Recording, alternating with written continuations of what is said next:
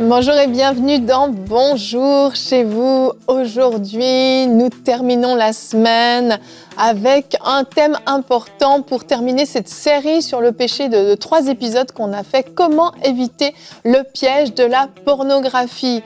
Alors hier, vous le savez, on a vu comment se libérer, comment vaincre le péché dans notre vie. Avant-hier, on a vu davantage comment aider une personne qui est dans le péché. Et aujourd'hui, on va voir comment éviter un piège et on parle spécifiquement de la pornographie. Et je serai avec Frank et Jérémy pour aborder ce thème important. Bonjour messieurs.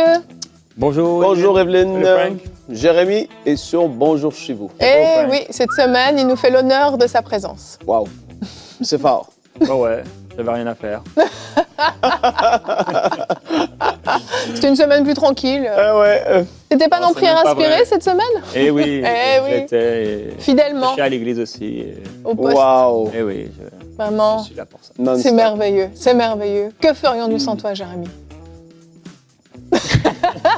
Je sais que beaucoup de choses sont montées dans ta tête, mais tu as mis une garde à ta bouche, c'est très bien. Et on va Bravo. mettre des gardes aujourd'hui, Evelyne. Oui, on va mettre des gardes à notre bouche, mais à nos yeux surtout particulièrement, puisqu'on parle du piège de la pornographie qui est un véritable piège, malheureusement extrêmement d'actualité, qui concerne beaucoup de personnes. Quand des sondages sont faits sur le sujet, en sachant que peut-être certains ne répondent pas toute la vérité, mais malgré tout, les chiffres sont évidents. Il y a vraiment un souci avec la pornographie. C'est quelque chose avec lequel le diable joue autant chez les croyants que chez les incroyants. Et aujourd'hui, on va tâcher de vous permettre d'éviter de tomber dans ce piège. Et on a une rubrique « C'est mon histoire » aujourd'hui. Un frère qui s'appelle Harry, qui a eu beaucoup d'humilité pour nous raconter son histoire. Il était accro aux femmes, à la pornographie, et il nous a raconté son histoire et particulièrement comment il s'en est sorti. Donc on découvrira son histoire en deuxième partie d'émission, mais pour l'instant, Jérémy, on va commencer avec toi dans la pensée du jour.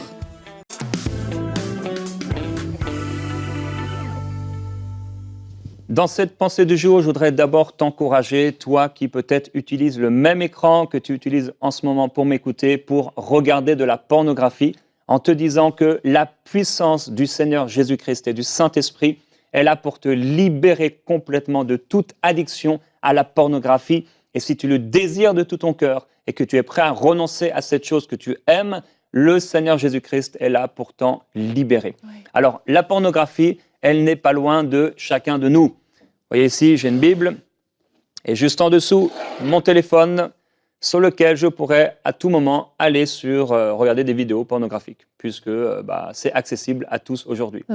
Auparavant, quand il n'y avait pas les technologies, ça n'existait pas ou sous d'autres formes.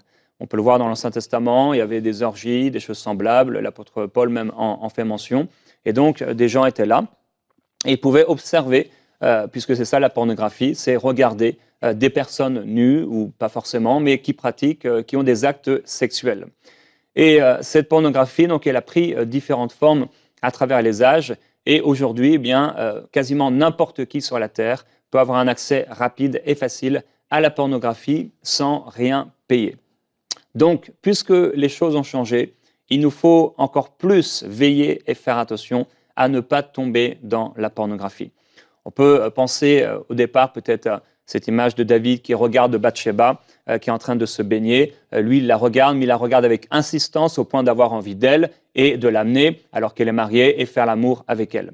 Eh bien, de la même façon, aujourd'hui, des personnes ont des pratiques sexuelles en regardant la pornographie parce qu'elle s'accompagne malheureusement souvent de la masturbation, que ce soit des hommes, mais également des femmes. Dans le temps dans lequel nous sommes, ça s'équilibre entre guillemets de plus en plus entre le partage des hommes et des femmes qui regardent la pornographie. Alors, comment on peut éviter le piège de la pornographie alors que finalement, elle est si proche de chacun de nous? Il est évident qu'il y a des choses pratiques à mettre en place. Il y a aussi des choses dans notre cœur. On devrait déjà avoir une crainte de Dieu qui s'installe en nous. On doit absolument avoir un amour pour Dieu qui grandit, un désir de plaire à Dieu qui grandit et de vouloir lui être agréable. Il est tellement important pour nous d'être agréable à Dieu et de se rappeler qu'on n'est ici que pour un peu de temps. Alors, on peut mettre donc des sécurités sur nos téléphones, on pourra mettre des logiciels pour se protéger, mais c'est avant tout la crainte de Dieu qui doit se trouver dans notre cœur. Et il est important de pouvoir aussi en parler à des personnes autour de vous si vous êtes tombé dans la pornographie. Décidez-vous de tout votre cœur de sortir de la pornographie. Et il y a une crainte de Dieu profonde dans votre cœur. Mettez des limites et un cadre pour ne pas tomber et retomber à regarder ce genre de vidéos. Vous pouvez mettre des logiciels, par exemple, gratuits ou payants. Ça vaut le prix, ça vaut le coup de payer le prix pour ne pas retomber dans la pornographie. Et parlez-en aussi peut-être à quelqu'un autour de vous, c'est peut-être même votre conjoint. Et ça vous permettra de pouvoir en sortir, bien sûr, par la prière et vraiment par l'intercession, demandant au Seigneur de vous en faire sortir. J'ai été tellement surpris, Yveline, de voir que la pensée du jour était si rapide. Je n'ai pas pu partager même pas un quart de ce que je voulais partager. Mais ça tombe bien, ça m'a déstabilisé complètement. Jérémy, mais oui, il y a le temps de discussion est totalement dédié à Jérémy Sourdril. Ouais, c'est rare qu'on l'a avec nous sur le plateau. Mais oui, et là, on lui laisse toute la place. Vas-y. Je vais juste prendre un verset oui, dont on parle peu, dans le chapitre 16 d'Ézéchiel, un très bon livre. Le chapitre 16 d'Ézéchiel, tu le connais par cœur, Evelyne. Ben, c'est mon livre de chevet que je lis Dieu tous les soirs. parle de Jérusalem et il personnifie Jérusalem qui s'est prostituée. Et il dit, tu t'es confié dans ta beauté, tu t'es prostitué à la faveur de ta renommée. Tu as prodigué tes prostitutions à chaque passant, tu es devenu sa chose. Et là, il dit, tu as pris les garnitures de ta parure, de mon or et de mon argent que je t'avais donné, et tu en as fait des images masculines auxquelles tu t'es prostitué. Je vous voyez assez facilement l'image. Aujourd'hui, les gens utilisent cela, ils peuvent transporter ça dans leur sac à main, etc. Mais même sans cela, ici, il est parlé de prostitution, également de pornographie et de choses qui sont liées à la masturbation. Il est impensable pour l'enfant de Dieu de marcher dans ces choses. Et peut-être une des choses qui peut nous aider, je veux vraiment continuer à creuser dans le fait de la crainte de Dieu, parce que si nous réalisons que chacun de nos actes sera jugé par le Seigneur, si nous réalisons que lorsque nous sommes en train de faire cela, le regard de Dieu est derrière nous, si nous réalisons que bien, ça fait du mal au cœur du Seigneur et ça nous fait du mal à nous, à notre vie spirituelle, puisque quelqu'un qui marche et qui vit dans ces choses-là ne peut pas aller loin avec le Seigneur. Tu seras retenu, mon frère, tu seras retenu, ma sœur. Et comme le disait Omer cette semaine, eh bien, nous ne pouvons pas, il faut qu'on prenne une décision. Nous ne pouvons pas faire comme si ces choses n'avaient pas d'importance. Au bout d'un moment, il faut se dire, oui, j'ai péché, et aussi ne pas accepter que cette idée que tu ne peux pas t'en sortir. Et ça, c'est vraiment un grand mensonge que beaucoup croient, que vous ne pouvez pas vous en sortir. Vous pouvez vous en sortir avec l'aide de Dieu. Tout à fait. Et hier, justement, Frank, tu as fait une rubrique sur la crainte de Dieu. Si vous n'avez pas écouté l'émission, une rubrique Conseil du coach, Frank a expliqué à quoi servait la crainte de Dieu. Donc, on vous encourage à pouvoir aller écouter l'émission d'hier. Et j'aimerais qu'on puisse regarder notre verset du jour, qui nous donne une clé vraiment pour se libérer ou ne pas tomber dans la pornographie. Romains 13, au verset 14, nous dit « Mais revêtez-vous du Seigneur Jésus-Christ ». Et ne vous préoccupez pas de votre nature propre pour satisfaire ses convoitises. J'ai remarqué que les gens qui ont des problèmes d'addiction, masturbation, pornographie, mais addiction en tout genre, souvent veulent tellement s'en sortir qu'ils ont leurs yeux fixés sur le problème. Ils sont tout le temps là, il faut pas que je regarde de pornographie, il faut pas. Et ils ne pensent qu'à ça. Mais le problème, c'est que leurs yeux sont fixés sur leur propre nature, leurs désirs, et ce verset nous dit que ça les pousse en fait dans les convoitises. Et en fait, il y a une clé essentielle. Le premier mot de cette phrase, revêtez-vous du Seigneur Jésus-Christ. En fait, quand on fixe nos yeux sur Jésus, quand on est concentré sur lui, quand on passe du temps dans sa parole, du temps connecté avec lui, en communion avec le Saint-Esprit, eh bien, en fait, ce qui se passe, c'est que nos yeux vont se détourner de nos propres désirs, vont se détourner de même cette chose qui nous préoccupait tellement, de laquelle on veut tellement se défaire. En fait, on ne va même plus y penser parce qu'on est fixé sur Jésus-Christ. Quand on se revêt, se revêtir, c'est vraiment comme un manteau. C'est Jésus-Christ qui vient et qui prend possession de tout notre être.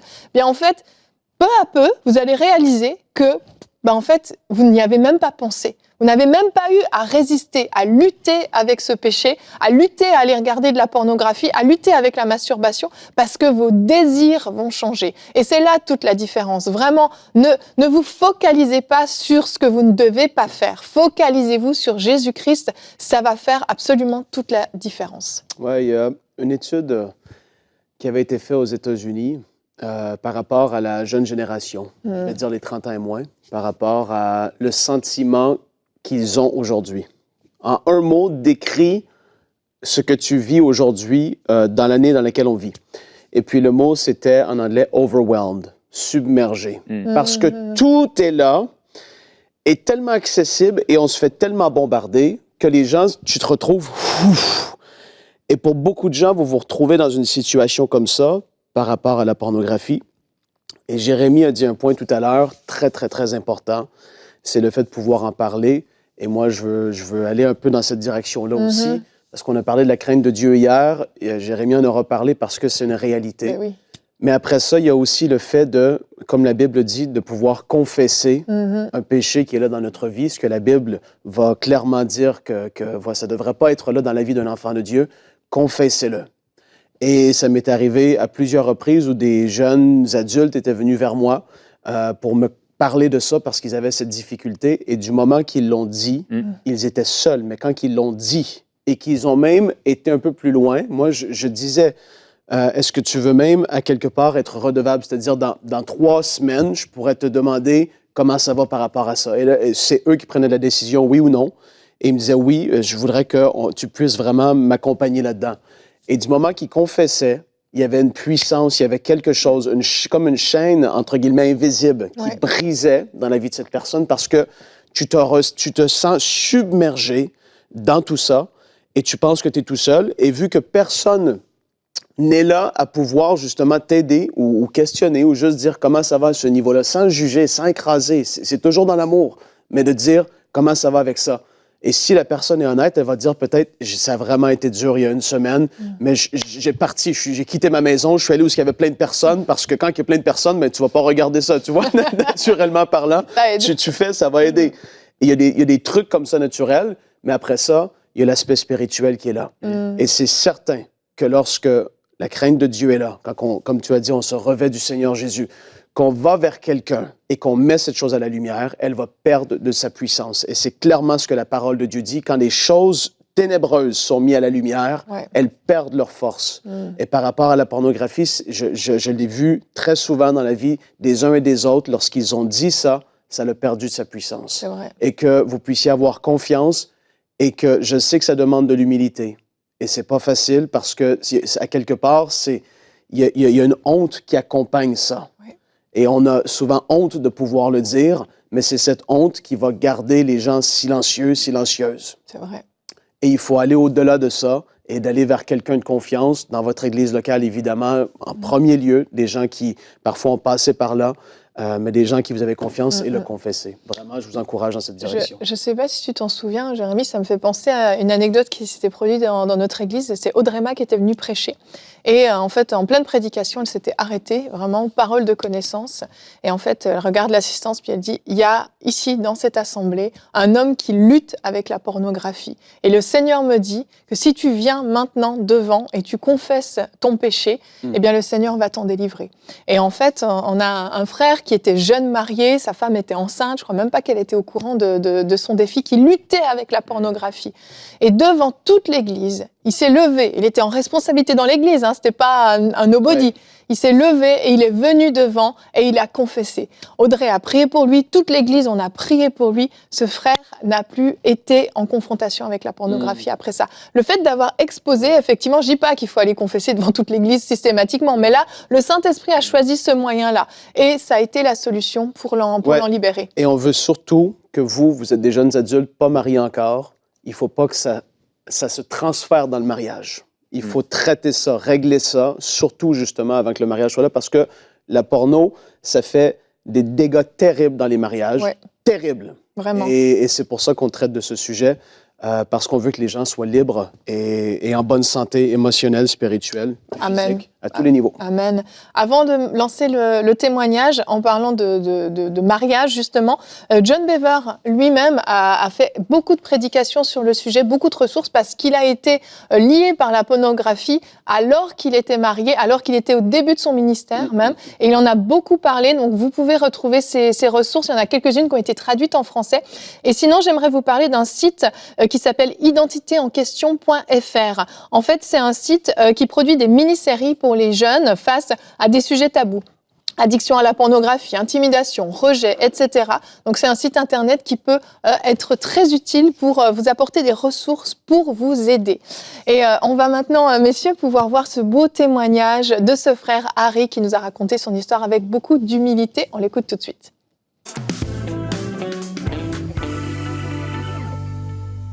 Et nous nous retrouvons pour la rubrique C'est mon histoire et aujourd'hui nous recevons Harry. Bonjour Harry. Bonjour Nadine. Ça va bien? Ça va. On tient par la grâce de Dieu toujours. Amen. Toujours par la grâce de Dieu.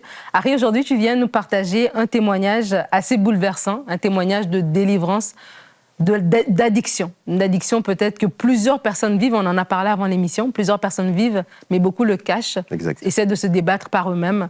Mais toi, le Seigneur t'a permis de t'en sortir et c'est ça que tu vas nous partager aujourd'hui.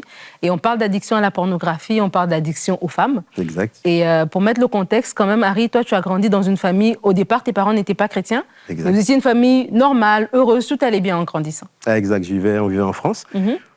Tout se passait bien pour nous. Et c'est vrai que mon père, en fait, compte, a été muté en Martinique. Donc on est tous repartis. C'est vrai que mes parents, c'était des fêtards. Pour eux, c'était alcool le week-end, cigarettes. Donc voilà. Mais on vivait bien avec mes sœurs. Tout se passait bien. Et là, ils ont décidé de rentrer. Donc on est tous rentrés. Et très jeune, quand même, Dieu a toujours été là. Parce que mon père, en fait, a toujours été à la recherche du Seigneur. Mon père a fait une rencontre avec le Seigneur dès qu'il a donné sa vie. Oui. Je n'avais jamais vu cet homme pleurer. Une fois, je l'ai vu dans l'église comme ça, les mains levées, les yeux qui coulaient. Et là, je lui ai dit, mais qu'est-ce qu'il fait? Qu'est-ce qu'il fait, papa? Et là, il a donné vraiment sa vie au Seigneur. Oui. Et là, j'ai vu que mon père cherchait le Seigneur depuis longtemps, il l'avait trouvé. Ma mère, non. Ma mère, au début, ton église, le Seigneur, ça n'intéressait pas. Mais j'avais ma plus grande sœur qui était souvent malade. Et une fois, mon père a dit à ma mère, écoute, viens à l'église. Viens à l'église, on va prier pour Béatrice. Et ils sont allés. Et ce soir-là, on a prié pour ma sœur. Ce soir-là, ma sœur a été totalement délivrée, Amen. guérie. Wow. Aujourd'hui, elle a 50 ans, elle n'a plus rien. Wow. OK. Donc très jeune, j'ai vu que Dieu guérissait, que Dieu existait et que Dieu délivrait. Donc voilà en fait compte. Et là, ta mère à ce moment-là donne sa vie au Seigneur. Donc tu as des parents chrétiens. Exact. Mais toi, tu grandis, à ce moment-là, tu ne connais pas le Seigneur plus que ça. Et à l'adolescence, vers quoi, 13 ans à peu près? 13, 12 ans, 12, voilà. L'adolescence, tu veux t'amuser, tu veux faire ce que tu veux. Oui. Et donc, avec mes copains, souvent, nous, c'était les petits livres pornographiques, des cassettes vidéo pornographiques. Donc, c'était un peu ça. C'était un peu ça pendant toute mon adolescence. Après, vers l'âge de 20 ans, je pars en France. Et là, c'est vraiment, ma vie tournait qu'autour de la pornographie. Les sites porno, les films pornographiques, les filles à droite et à gauche, la masturbation. C'était que ça, en fait, comme toute ma vie. J'ai envie de te dire, excuse-moi le terme, mais c'était mon pain quotidien. D'accord? Quelqu'un a dit que la pornographie est comme un monstre qui a faim. Et dans ma vie, il avait souvent faim, ce monstre. Et donc, tout ce dont j'avais envie, je le faisais, en fait, compte. Okay. Et c'est une addiction. C'était pas, au début, peut-être, tu regardais ça quand tu étais plus jeune, par curiosité avec tes amis. Et à un moment donné, ça a pris le dessus. C'est devenu une addiction où tu te dis, quand tu me partageais un peu ton témoignage, que c'est comme une drogue, comme un drogué va chercher sa dose. C'était comme ça, en fait, pour toi. Il me fallait ma dose. Il me fallait ma dose. À n'importe quel moment, tout le jour, il me fallait ma dose. En fait, compte, c'était vraiment ça. Et tu sais, c'est comme un animal, tu te sens tiré à la chaîne, il t'amène. Donc, c'était ça, en fait, compte. Mais pour moi, tout allait bien. Pour moi, je vivais dans ça, c'était tout à fait normal. Et ça a vraiment abîmé, déchiqueté l'image que j'avais des femmes, en fait, compte. Oui, parce que les femmes étaient qu'un objet pour toi, en fait. C'est tout. OK. Et tu les collectionnais. Voilà. Ce qu'elles désiraient, ce qu'elles voulaient, ça ne m'intéressait pas. Moi, je voulais seulement assouvir toutes mes envies, tous mes besoins, en fait, compte. C'était que ça. Et cette souffrance, tu dis, à un moment donné, c'est comme si tu es un animal qui est tiré, donc ça veut dire, c'est plus que toi qui as envie, c'est comme cette addiction qui a le contrôle, en fait. Et ça devient une souffrance et à un moment donné, tu veux t'en sortir.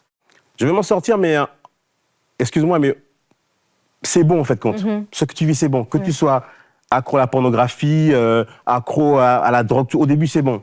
Mais à chaque fois, 5 minutes après, même passé quelques temps, j'avais un poids en moi. J'avais ce poids en moi.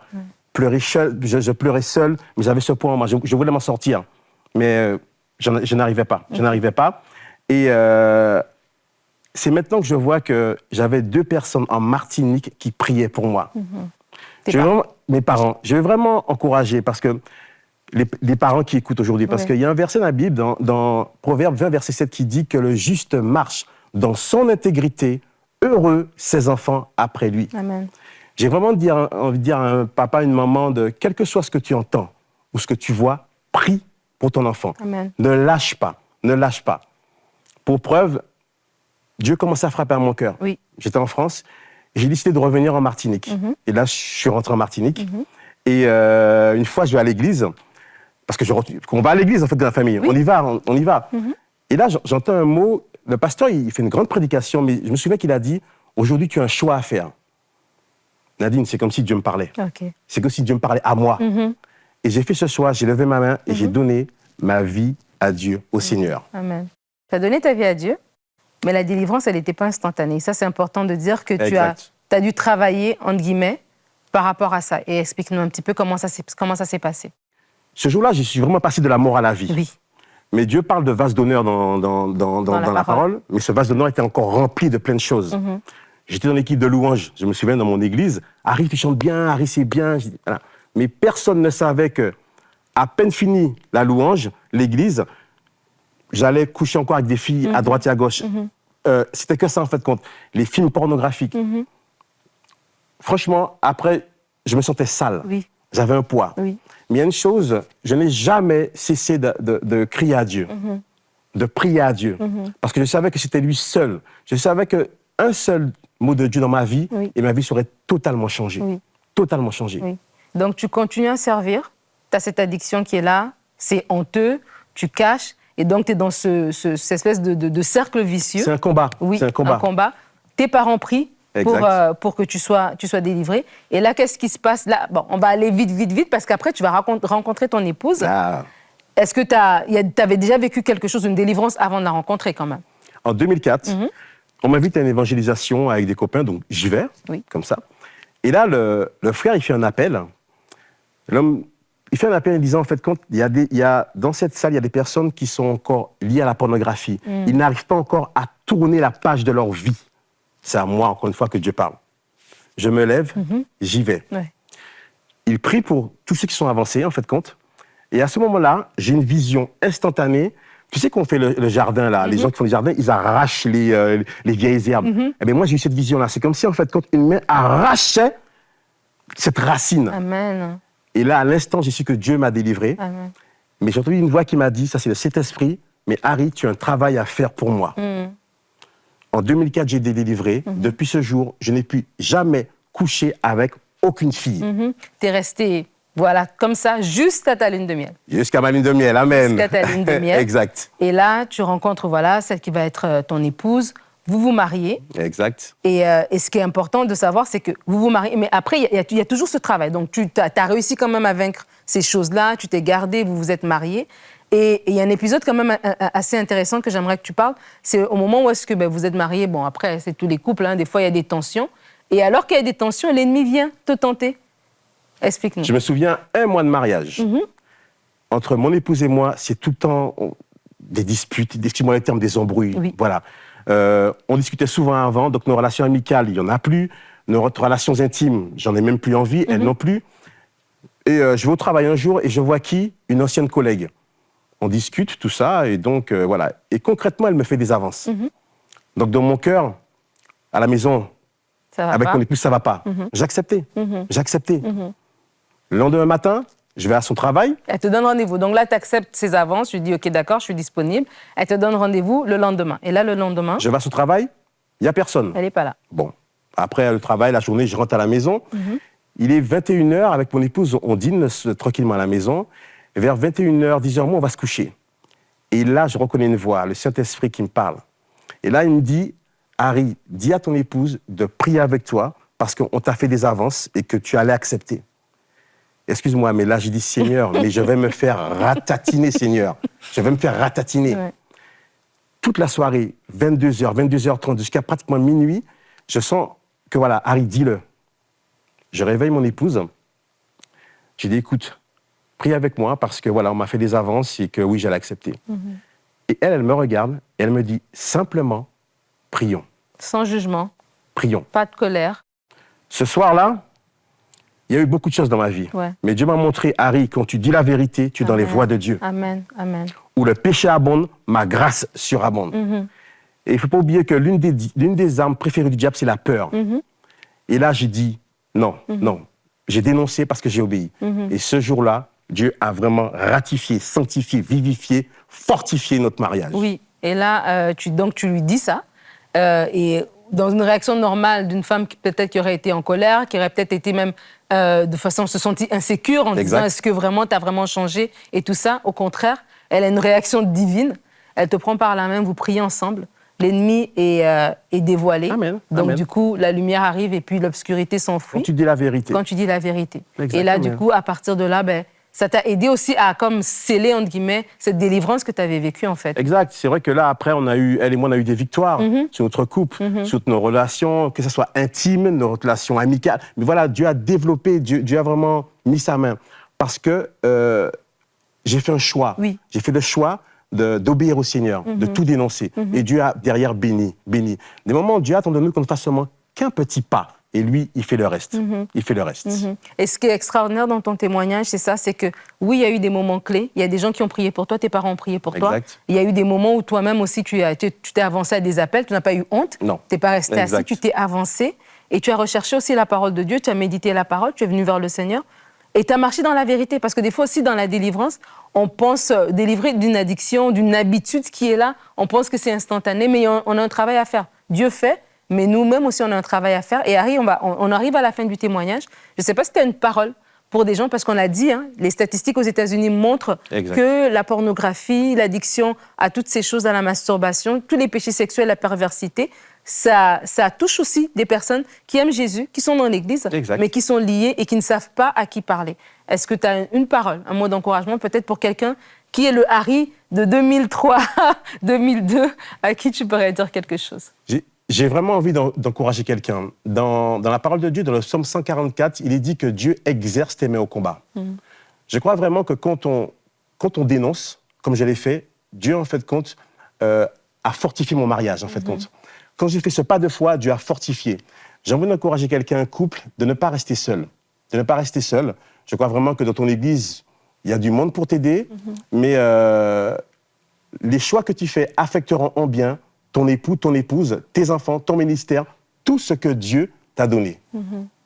Dieu ne veut pas t'abandonner. Ne lâche pas. Amen. Ne lâche pas.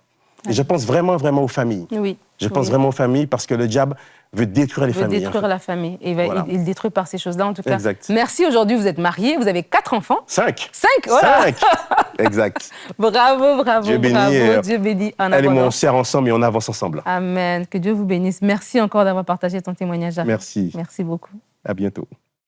Oh, magnifique témoignage, vraiment. On rend grâce à Dieu pour ce qu'il a fait dans la vie d'Harry. Yes. Et on vous annonce que depuis le tournage de cette capsule, on a le regret de vous annoncer que son épouse est malheureusement décédée. Donc vraiment, toutes nos pensées vont à Harry, bien entendu, à leurs 5 enfants, nos prières particulièrement, si vous voulez les soutenir dans les commentaires, si vous nous suivez sur YouTube, si vous voulez prier pour cette famille, et vraiment que Dieu console votre cœur, Harry, le cœur des enfants également. Et on termine donc cette émission sur une note un peu plus négative, mais on vous rappelle l'importance vraiment, et Harry l'a dit dans son témoignage, l'importance de mettre à la lumière ce qui est caché. Et vraiment, on vous encourage à pouvoir être des personnes qui allaient marcher dans la vérité, qui allaient marcher dans la lumière. Et nous croyons que Dieu va opérer une œuvre de libération dans vos vies. Que Dieu vous bénisse. Merci messieurs pour cette émission et nous on se retrouve la semaine prochaine dans Bonjour chez vous. Passez un bon week-end.